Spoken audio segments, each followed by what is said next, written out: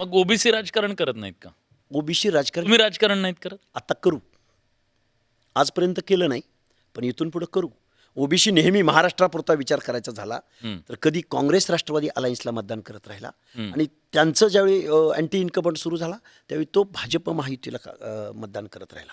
पण आता इथून पुढं जर आमची भाषा भाजप महायुती पण घेणार नसेल, काँग्रेस राष्ट्रवादी पण घेणार नसेल, आमच्या बाजूनं उद्धव ठाकरे बोलणार नसतील, आमच्या बाजूनं शरदचंद्रजी पवार बोलणार नसतील, आमच्या बाजूनं अजितदादा पवार बोलणार नसतील, एकनाथराव शिंदे बोलणार नसतील आणि ज्या देवेंद्र फडणवीसांना ओबीसी DNA वाटतो तेही जर आमच्या ओबीसीच्या आरक्षणाची झोपडी उद्ध्वस्त करणारा GR करणार असतील तर आम्हाला आमचं राजकारण करावं लागेल. तुम्ही तुमचं राजकारण करा. तुमच्या पायात पाय एक आहे का? तुमचे किती पाय आहेत सांगू का मी तुम्हाला? आता पायात पाय किती आहेत? 350. तुम्ही एक मीटिंग बोलवली तर तुमची एक मीटिंग होऊ शकत नाही. एका दिवशी 5 मीटिंग तुम्ही बोलवता. हे 5 नेते, कोण नेता कोणाचा हे नाही, तो मानापमान, त्याने मला बोलवलं नाही, ह्याने मला बोलवलं नाही. एक ओबीसी नेता म्हणतो आपलं नुकसान झालं नाही, दुसरा म्हणतो झालेलं आहे, तिसरंच बोलतो. याचं उत्तर देतो. सांगा. याचं उत्तर देतो. सांगा. लक्ष्मण हाकेचा बाप ग्रामपंचायतीचा सदस्यही नाही. लक्ष्मण हाके तर कधी मला ती बजरंग सोनवणे नेहमी म्हणतात ह्याला अगोदर ग्रामपंचायतीला निवडून यायला सांगा. मी ग्रामपंचायतीचा सदस्यही नाही, सामान्यातला सामान्य कुटुंबातला मुलगा आहे.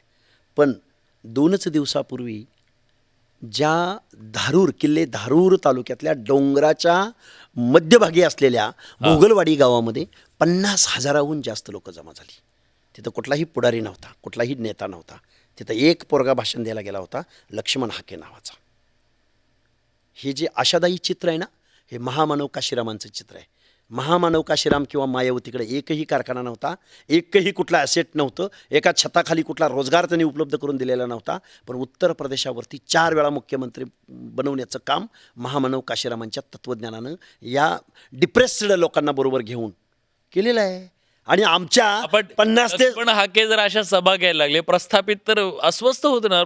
आमच्याकडे प्रस्थापित ओबीसी नेतेच अस्वस्थ होतील ना उद्या. अरे हे बघा, शेवटी आमच्या हक्क अधिकारावर आम्हाला बोलावं लागेल. लक्ष्मण हाके कुणाच्या बापाला थांबणार नाही, ते स्वकीय असोत किंवा मग अपोजिटचे असोत. लक्ष्मण हाके स्वर्गीय गोपीनाथराव मुंडेंचा वारसा सांगणारा लक्ष्मण हाके, स्वर्गीय BK कोकरेंचा वारसा सांगणारा लक्ष्मण हाके, संघर्ष करणारा. मला गमवायचं काहीच नाही.